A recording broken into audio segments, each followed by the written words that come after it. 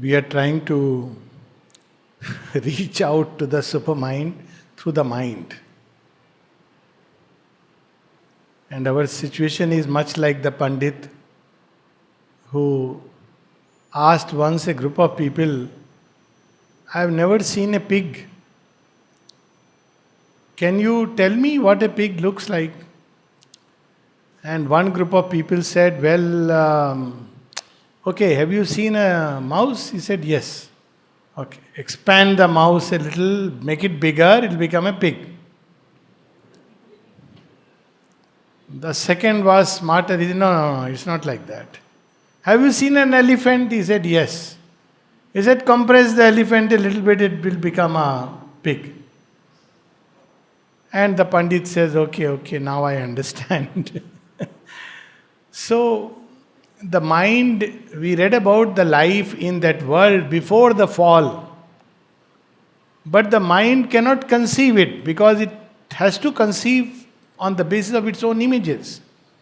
That's how we see that how when we conceive of Sri Krishna's eternal ras, what we turn it here, it becomes our favorite Garba ras. It's all right as a dance, but what that ras is to keep perfect step, perfect rhythm with the divine is something we can't even conceive of. And so we have a similar story in the Bible, Paradise Lost. When we hear about Adam and Eve who are in their primal innocence, they don't have sin, guilt, shame, any of these things. There is no error possible in that world. Till one day Eve offers the apple and Adam eats it. And when he eats, they are driven away from the Eden. And they are struggling on earth with that apple, half-eaten apple. Now that apple has blossomed into artificial intelligence and whole, industry. It has become a doorway to another kind of information. All for that apple. But was it a wrong thing to eat the apple?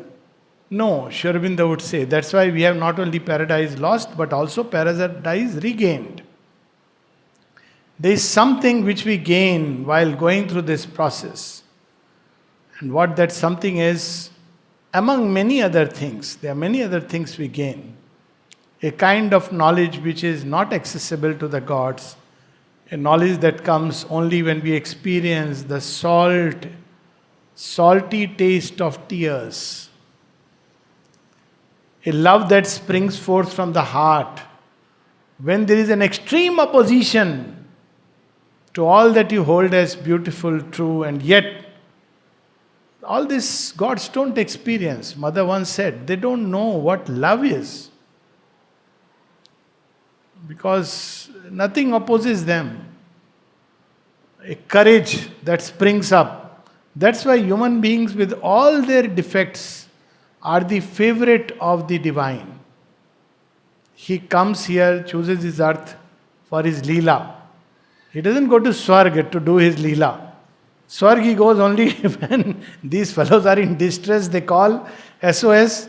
And then sometimes he goes to teach them all, put them in their rightful place. Otherwise he doesn't go there. So most importantly, the Leela of the divine, we as human beings are specially privileged to experience it. Privileges that very often we don't even understand or realize. So nevertheless, life which is the life of the divine soul before the fall and life as we experience it after the fall are very different. So each soul there is aware of the one self, call it self, whatever way, of the divine self in everyone, each and every one. But here we are aware of tu and me and you, and tu and मैं, and ends up with tu, मैं. That's what it is said. That's why it's a very good term. Why? Because in each individual, the one divine has taken a particular standpoint. It's very interesting. Now, as far as the divine is concerned, he knows all the other standpoints. But when he takes a particular standpoint, the frontal personality that we call as ourselves is glued to this standpoint. It's like a person who has made many movies and he has made a particular movie and he knows the end of the movie. Like sometimes you see series of movies coming, the person has conceived what they are going to be. And when we watch the film, we watch a portion of it, we watch part one and we don't know what's going to come and we draw conclusions based on that probably the part two will be like that. And it may or may not be right, but that's how the mind tries. Mind tries to understand the unknowable in terms of the known. So when it conceives the gods, it sees the gods like us. Even divine is like us. So he will punish us, he will reward us, he will hold us guilty, or he will be very happy when we sing a praise. He is very happy if we offer money and he gives us special privileges. And he is very annoyed if somebody does not remember him. These things are important for us to grow into the divine consciousness. But the divine action is not based on that.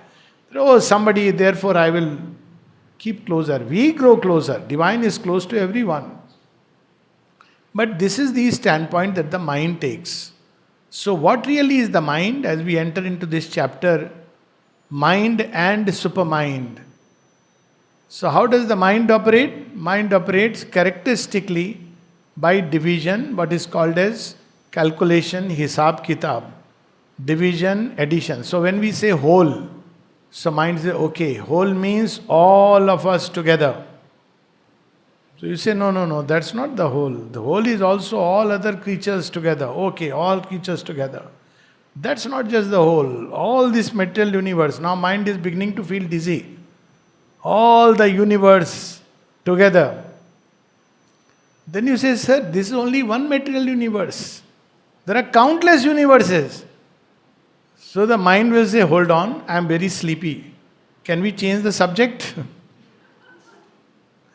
But supposing you conceive all the universes, gods, titans, all the worlds together. So what is happening to the mind? You say, now this whole, all that you have conceived, it is trying to do it, stretching in images. So after that you tell him, see, there is something yet beyond. The moment the mind tries to go beyond this conception, it falls asleep. And we call it trance, meditation, wonderful. Because it cannot. By its nature, if the mind tries to approach the divine, beyond a point, it enters into a state of vast impersonality. It's all right, it's a step or a stage in the process. But then in that vast impersonality, when it enters, it loses hold on all this earthly reality. If one is in that state and someone suddenly wakes us up and brings us out and says, do you know where you have kept this particular thing, and one is all completely lost.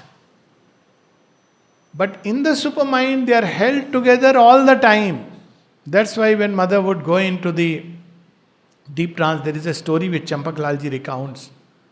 And the mother suddenly, after coming out of that state, she says, you think I do not know what is going on? I am fully aware of all your thoughts, of the ticking of the clock, everything. She may or may not speak about it.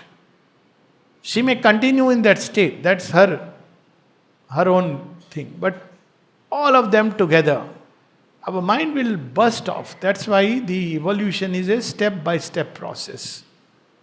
And one of the simplest and best steps to help the mind evolve is the life divine.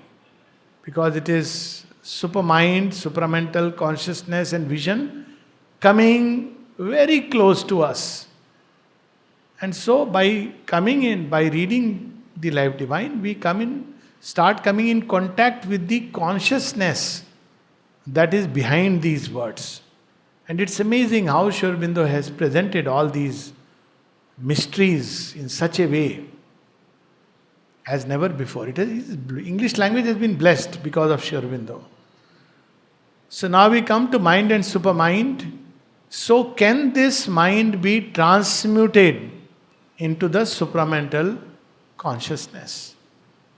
Well, voices of tradition say, they go on to say that all this is the creation of mind. Mind is the author. Mind is a consciousness of division. It has to aggregate, plus, plus, plus. It's like the person who asked, how many people will come in the marriage or in a party? So, ladke wale ki taraf, ladki wale ki taraf, boys side, girls side. Then they say, okay, those friends, that friends. Ultimately, you have to draw a line, otherwise you will call the whole earth. Because everybody is connected to somebody else. So you draw a line, say, no, I cannot accommodate more than this. But this is how the mind operates. It cannot conceive of anything more. It divides. Now this division is characteristic of mind.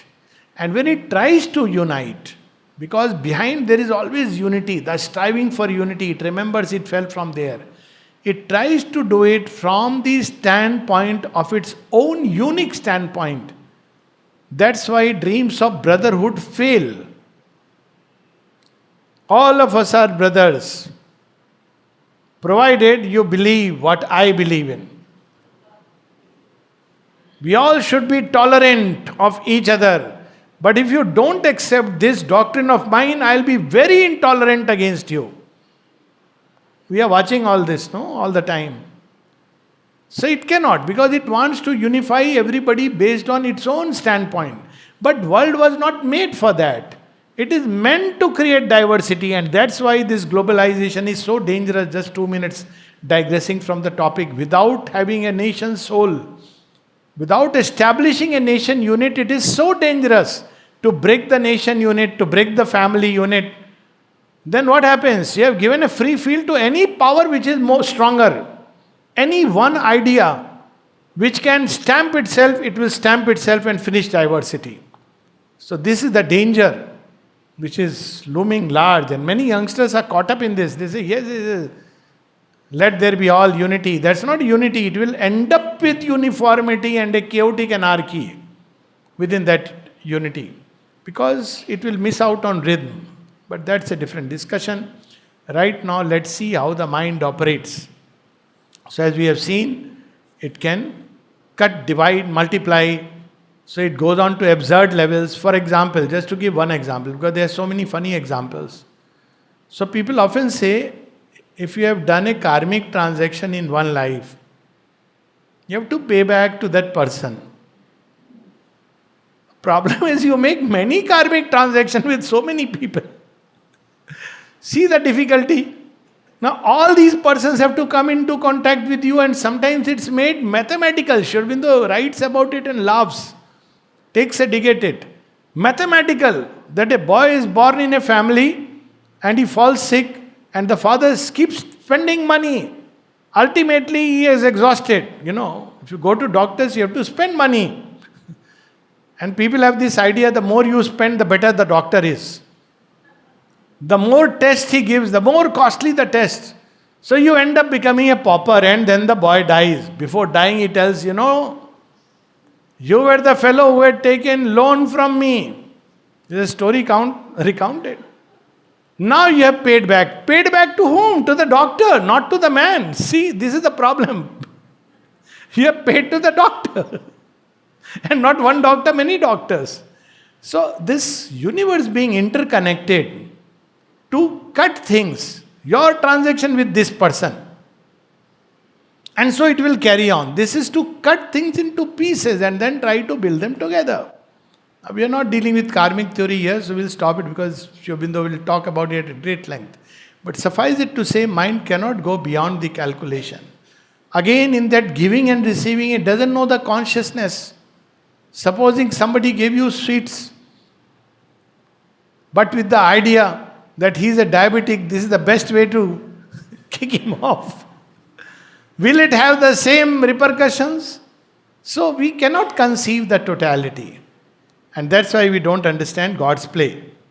So page 170, 171, we'll have some glimpses.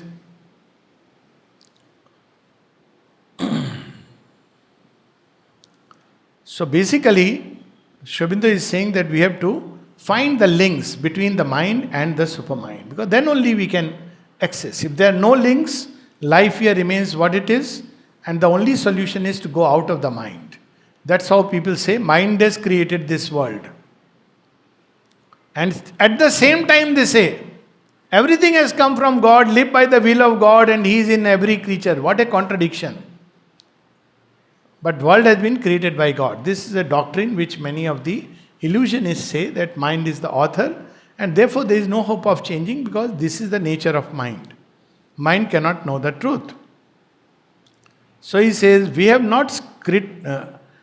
have not studied, page 171, we have not studied the connections of these four great and divine terms with the three others with which our human experience is alone familiar: mind, life and body. Because up till now, up till chapter 16, Sri Aurobindo takes us on a journey from where he is giving us a top-down view. So he speaks about existence, he speaks about conscious force, he speaks about delight of existence, the problem, delight of existence, the solution, three planes, Sat, Chit, Ananda. Then he speaks about supermind. There are a number of chapters. Supermind as creator, the triple status of the supermind, the supreme truth consciousness. Then he says, all this we have spoken, all the four high worlds. But what about this world? Our operating system is the mind. So while we may believe in it and have faith in it, but can we become that? For that we have to discover the connecting links. That's what he's saying. So there are 7 worlds, and he will go describe all these at great length. We have not scrutinized this other and apparently undivine Maya, which is the root of all our striving and suffering, or seen how precisely it develops out of the divine reality or the divine Maya. So here we have generally the word Maya as commonly understood. Again, we are not going into what Maya is. Sri Aurobindo will describe it at great length later on. He has given us a hint in the previous chapter, which we discussed. But generally, Maya is used as a pejorative word. Maya is a creator of illusions. So as if God was overpowered by Maya and he was helpless. If that be so, he can't tell us you guys are so helpless, because he himself is overpowered by Maya. But that is because from this side we see only that Maya which operates and creates division, sense of division. Why it is there? All these questions Sri Aurobindo will answer. But there is also a higher divine Maya. That's how Shri Krishna says in the Gita. My Maya. So there is these 2 statuses of Maya. One which is the higher divine Maya, in which also there is a delimitation, differentiation, but not division. So it is like this, that a person who owns, these are all examples, like, that's how we try to understand. It's like somebody who owns many houses. And in one of the house there is a tenant who is living. Now the tenant thinks this house belongs to so and so. He doesn't know that there are many other houses which belong to the same owner. So his understanding of the owner is very limited. So here the tenant thinks this is now my house. And actually if you look at it, after the tenant wants to purchase the house, so he begins to take it, this is now my house. Why? Because I have purchased. Why this is required? We can touch upon it. Because you see, if you are living in a house as a tenant, you will never do many of the things which you wish to manifest. You want to make something beautiful, you have to ask the owner. So there will be no evolution. But to help us evolve that whole process, we are made to forget the total picture that this house never belonged to us one day. And one day we enter, and tomorrow again somebody else will enjoy it. Now people often quote this truth in a very pessimistic way. But that's not what it means. That, well, nobody will one day you are here, one day you are elsewhere. Imagine Rama saying this, that there is no wife actually, it's an illusion. And Ravan has broken that illusion of minds. Thank God, now I am freed from all attachment to Sita. 5 days I will cry, and then this is a forest, I will go and sit with the sages and grow into that light. What a grace that my wife has been taken away. Ram doesn't say that. He knows the complete truth. He knows that, for the Leela they have become like this. But that greater truth he knows. But at the same time, he must forget that he has to act here in this field in this way. So all of us believe this field is mine and in this we have to act. And this is given to us as means of evolution. And this is my house. It's given to us as a means of our progress. But what we do is we forget that greater picture because we can't act without that. The moment we have this, okay, ultimately this house is not mine, one day children will take it away, let me go to Vriddhashram. No. Children will take it away. Or somebody else will take it away. Yet you must make it as beautiful. That's how the bonsai lesson, that when the master of bonsai, he does something very beautiful. What does he do? He leaves the scissor by the side on the table. Somebody may do it better.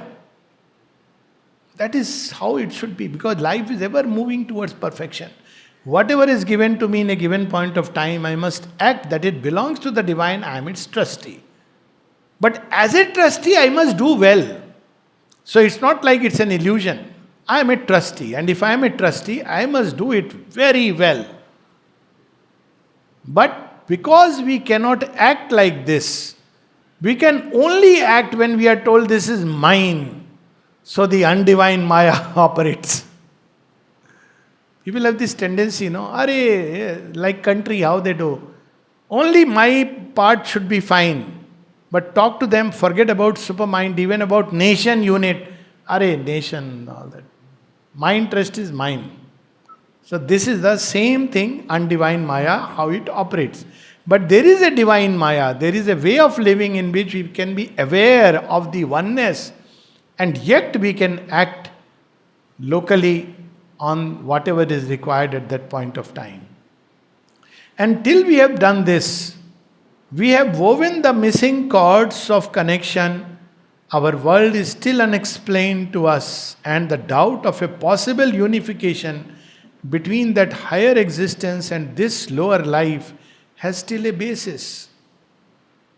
If I remain forever a Hindu stuck to my beliefs, and one remains forever a Muslim, another person remains forever a Christian, another forever a Sikh, forever a Buddhist, and forever an atheist, forever an agnostic, forever a secularist, there can be no unification. So when Mother was asked how can humanity become one? She gave a very simple answer. By becoming conscious of her origin. What was there? Before all these forms came into existence. Everyone wandering in the forest, how humanity would have sought. So we have to understand this mold is important, but there is greater than this mold which we have to always keep in mind. That's how evolution will take place. So we have to understand that part. So few lines below, we must either exalt this lower being into that higher status, or exchange body for that pure existence, life for that pure condition of conscious force, sensation and mentality for that pure delight and knowledge which live in the truth of the spiritual reality. So this is how the saints explain. Here you cannot have perfection. You see, this is mind, life, body. But there is a perfection. So what you have to do? You have to leave this and go there. Become a citizen of America. Unless you are driven out from there. So this is how our mind thinks, that you have to leave the body mind. This is how saints tell us that there is a spiritual perfection inside and above. But Sri Aurobindo reminds us that this spiritual perfection is nothing unless it can be reproduced in terms of our everyday life. It's no point saying that mother is inside if we don't behave as if mother is inside with each of us.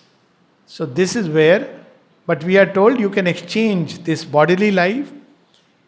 And must not this mean that we abandon all earthly or limited mental existence for something which is its opposite? Either for some pure state of the spirit or else for some world of the truth of things?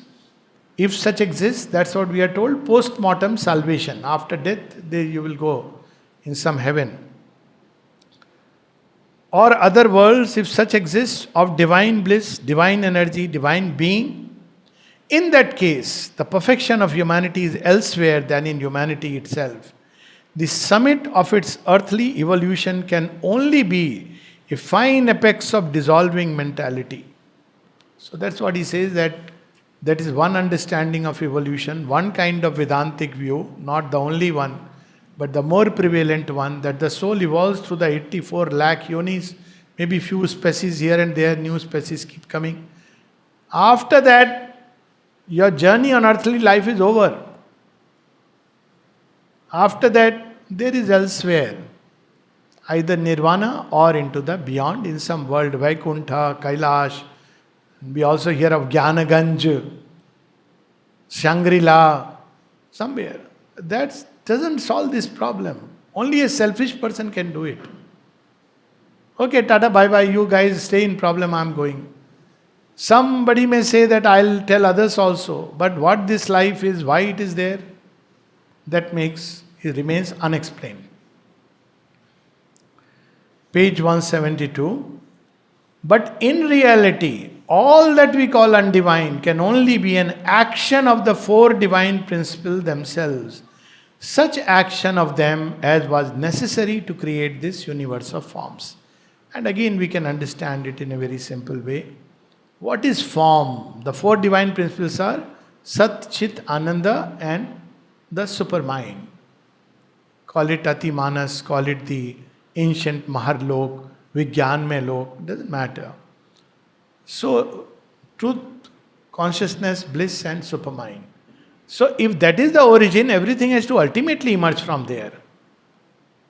And there is a reason why it is there. Now, why forms have come into existence, these forms?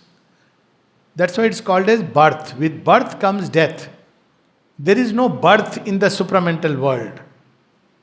So why this birth take place? Birth is required. Birth, if we don't go by the human idea of it, birth means now there is a form. Form can be anything. It can be a mold of thought. It can be, let's say, an office. So you build a form because now you have to act here in this field which is given to you. This is your field, these are the people with you. So for that you have to limit. Because without limiting things there can be no. Without limiting things is form. So if we don't limit the ocean or the water and which is joining everywhere, what will happen? You can't have a dam through which you can supply light. You will ultimately have an unregulated flow of all these things till there is drowning of the entire creation. Because that's limiting means now you are channelizing in a certain way. So like gods through each god, the one divine is limiting for a certain action. This limitation, ultimately once you start the process of limiting, that's where the problem comes, or also there is a reason behind it. Once the process of limiting starts, then the limitation, that power which starts limiting, plays the extreme game.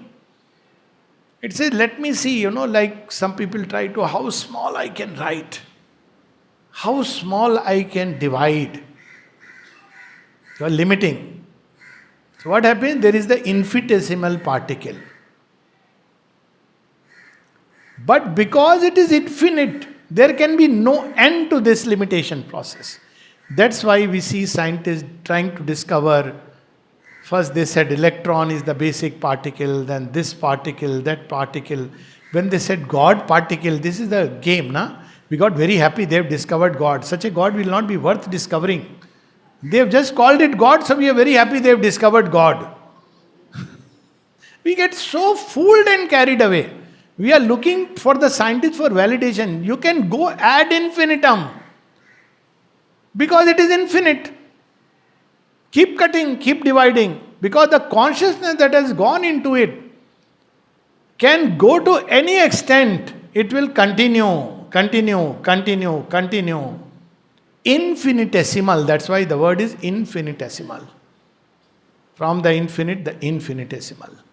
That is what comes into existence. But it doesn't cease to be infinite.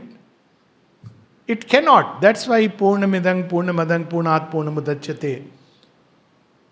That's a divine mathematics, but human mind cannot understand. So we have this idea. If God plunged into creation, He is absent there. He is there. In each element He is there, fully present. But He is channelizing, limiting it in a certain way. How does He limit? Within each one through His Swabhava and Swadharma. He limits Himself. You have to act in a certain way. So that's what we are being explained, that the entire supermind is in every tree, but every tree will go into that tree it is destined to be. It will not break. So the omnipotence and omniscience of God is there, but it is limiting itself. Otherwise we cannot have variety. We cannot have infinity in a finite form.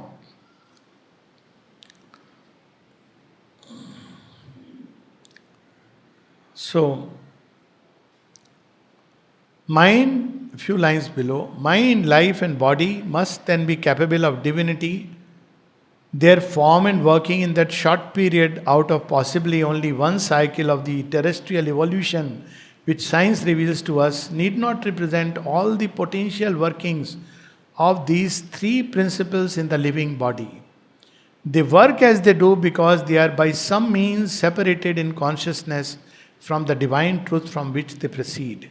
Were this separation once abrogated by the expanding energy of the divine in humanity, this is the line, phrase to be underlined, their present functioning might well be converted, would indeed naturally be converted by a supreme evolution and progression into that purer working which they have in the truth consciousness, expanding energy.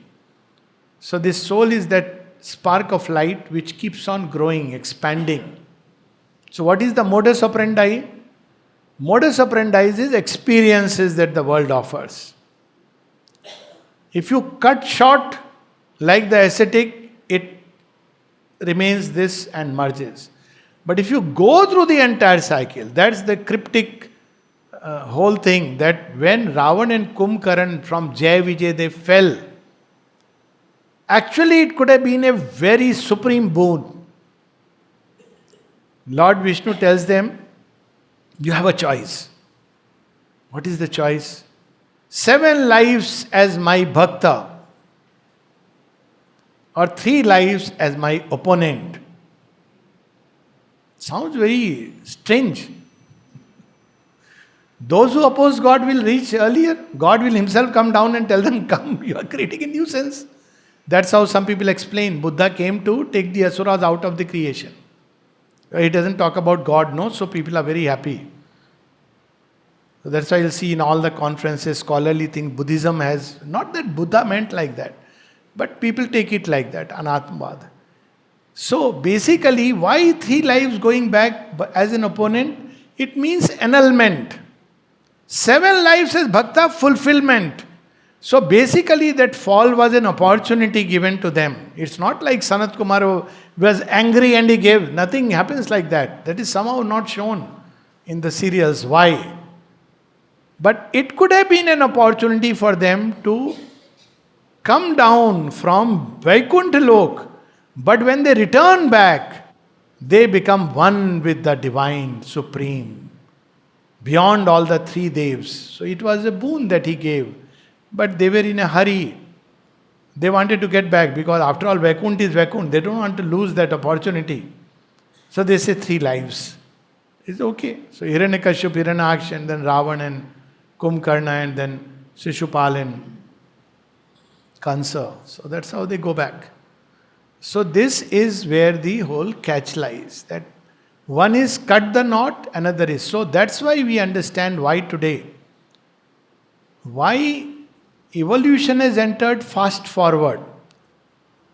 Sitting in one place, one is somewhere the mind is having the experience of so many worlds. London, Paris, Tokyo, France, everywhere you are. So what's happening? Suddenly the mind is receiving so many impacts, and while right now it appears very disturbing, because the mind cannot accumulate and assimilate, but its evolution fast forward. All this is entering into the soul, challenging it. And suddenly the soul expands. Earlier, what was the process? There would be invasions. So when invasion happens, the energy in a race is challenged. Like what happened when the Mughals came and the Christians came. First time, the Sanatan Dharma is challenged. It has to adapt itself, discover a new way. It is challenged by this opposition. So similarly, when we grow within, we are challenged by what seems to be its opposite. And we have to take that challenge and we expand. Ordinarily, it happens in a very different way, slow way. In one life, you are Matir Manush, stuck to this place. Another life, you are another place, born another place. Third life, some place you were cursing. Somalia or Chad, you are born there.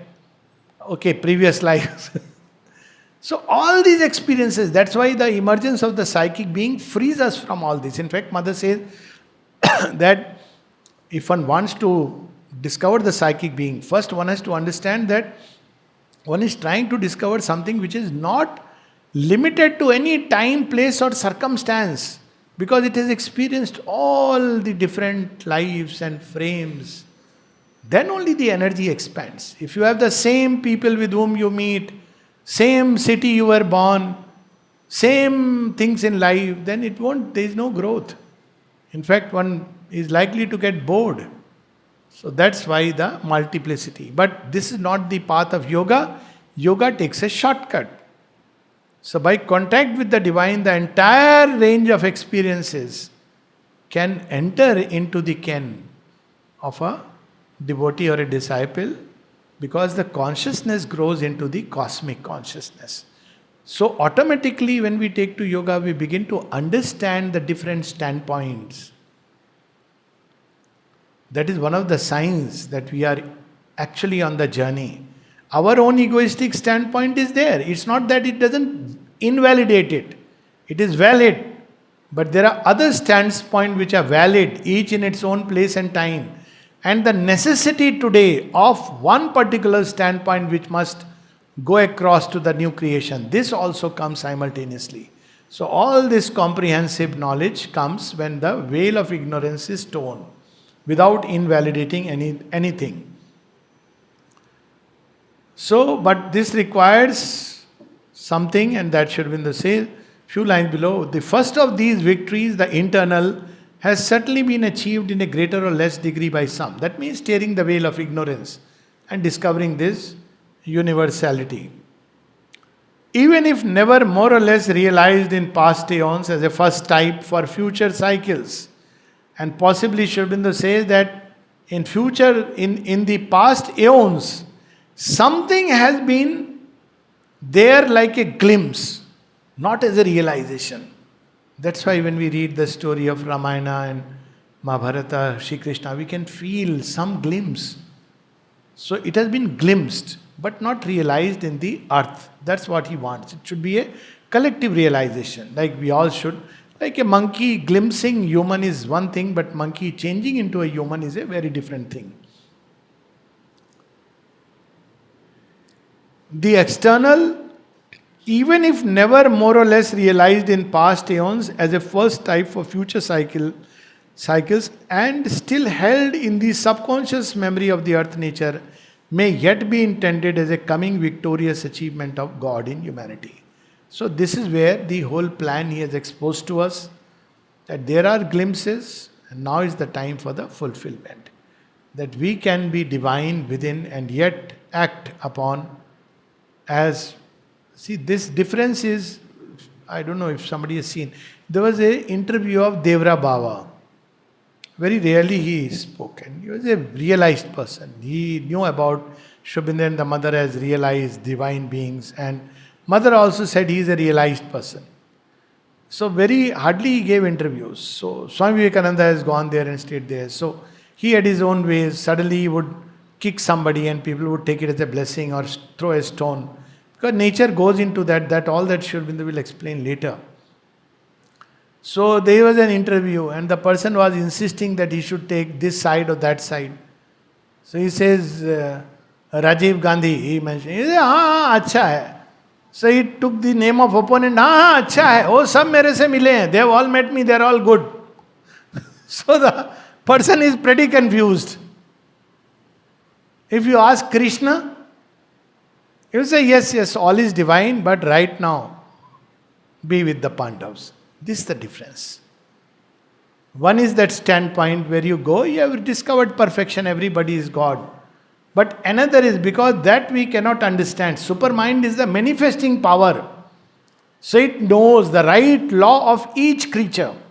So Sri Aurobindo gives us this difference.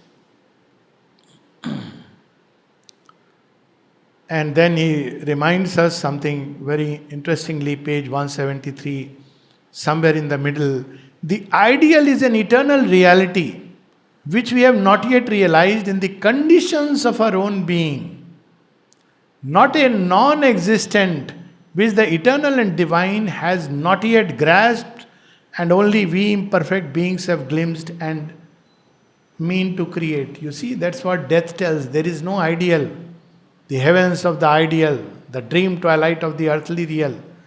Death says all these ideals human beings dream because gods are inspiring them with impossible things. But it has never been realized. Favorite objection we will see against, people would say against the, I won't use the word Sri Aurobindo, but I would say against the supramental transformation. What is the argument? Has it ever been realized? But I aspire for perfect earth. Has it ever been realized? But I believe there would be perfect love. What nasha you have done today? Ant mein it is all maya, moha. There is no perfect love. It is moha. In fact, there is no love. There is no lover. There is no beloved. There is only Shivoham, Shivoham. So all this you have to crush to enter into that state. So, ideal is a malady of the mind. That's how it is told. It's not practical. But Sri Aurobindo says, no. The ideal is where this is a glimpse from that greater truth, but imperfectly held by the mind. It's not that it is, see what happens, people dream of perfect love. Just to take one example. And then they get married and everything is beautiful till they get married. And then they start living together. And then over small things like, how you are hanging your clothes. And why don't you change every day? And what? All kinds of things. And if you have two different opposition parties, pakka they'll be split. I know people who were progressing beautifully. Both were devotees of Sri Aurobindo. Still are. But they took divorce. Can you guess why? Because of the Russia-Ukraine war. And I was the unfortunate witness because they would write so beautifully. Our life is so beautiful, everything. I was so happy. Then after some time I get a message, now we have decided to part ways. It's over what? No. My wife supports Russia and I support Ukraine. They are neither of them they are not living in Russia and Ukraine. That's the worst part of it. They are living elsewhere. Because the mind takes up this idea and that idea. And we try sometimes to tune it. Some people believe if we are followers of the same path, we will always remain forever. It doesn't. As long as mind is there, it will find reasons to divide. And as long as the ego is there, it will find cause for conflict. So there is no guarantee of same path and same this thing. It's only possible if man has ascended in consciousness. That's what Sri Aurobindo is reminding us.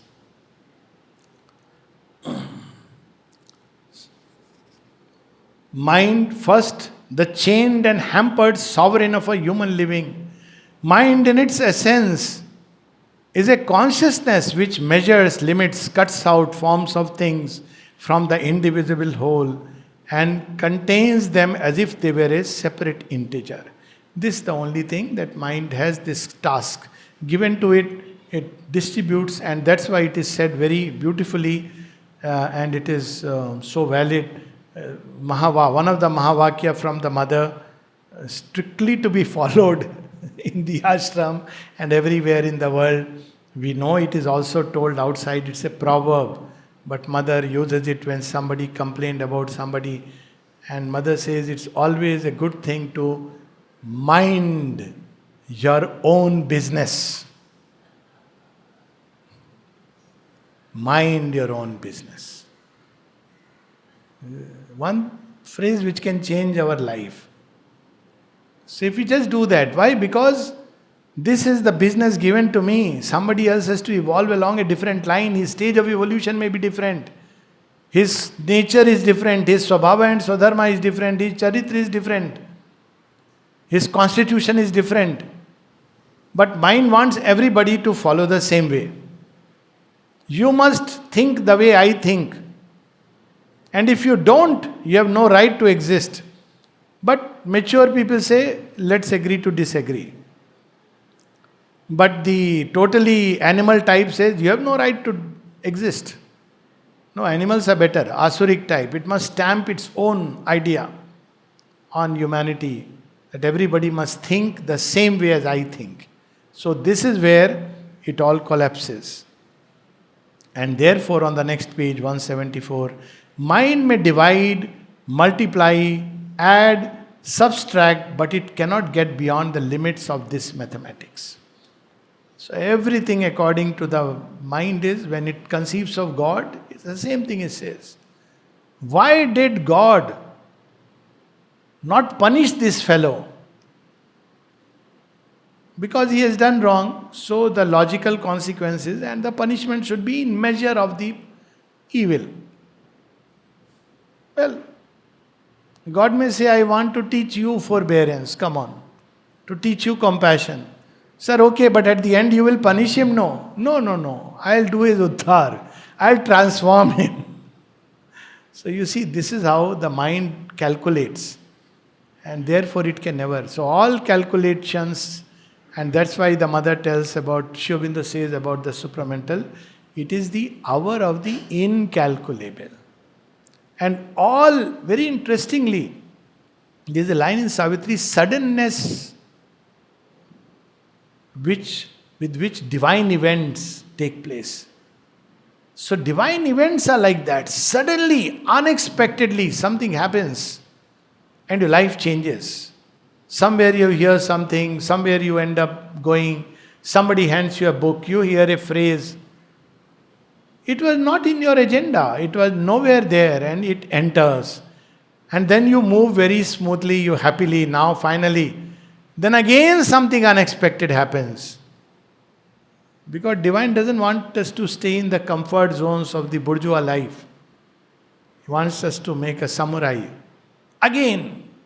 Then again after some smooth life, finally, now I have reached that retirement time. Again something happens.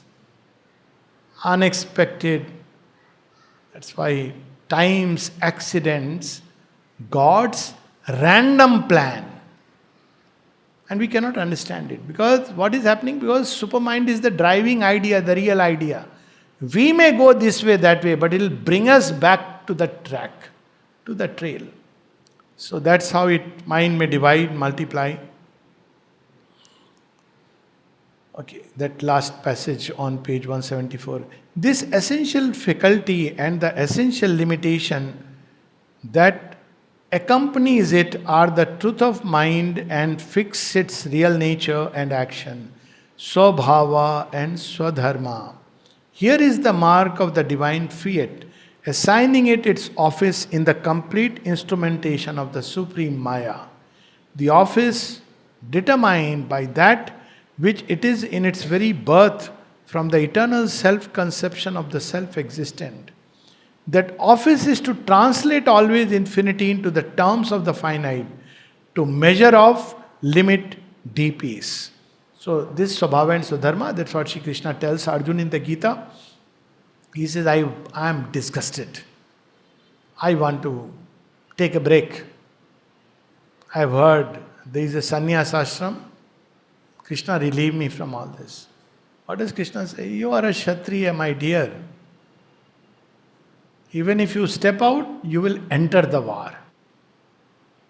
You will see your own people. You are not Buddha that you will go and suddenly, you are not seized by the feeling of Buddha. You are trying to escape from your own Swadharma, it will not happen. You will be pushed back. By then, much misery will follow. So that's why Swabhava and Swadharma are indications of the divine in our own nature. And to study it, we have to free ourselves of all this ambition, desires, and all these outer success. Then only we can become aware of our Swabhava and Swadharma. If we go toward these things, this is the cloud of lower nature, ignorance, then we cannot, because will all the time be in that calculating mode. What will give me benefit? What will make me richer? What will make me smarter? So all this will... And next page.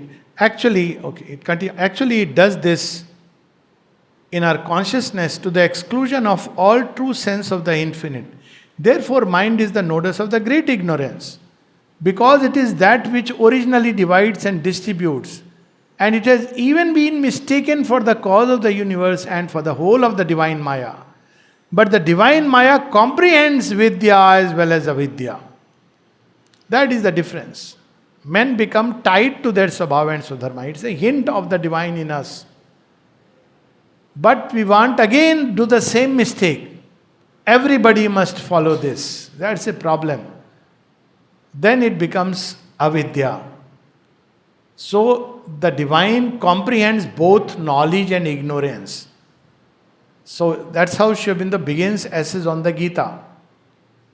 So he says, people draw a conclusion that everybody must act and fight because that's the command given to Arjuna. Sri Aurobindo says, to someone else, if Buddha came and asked Sri Krishna that I am seized by the agony of the world, should I govern the Sakya kingdom or walk away?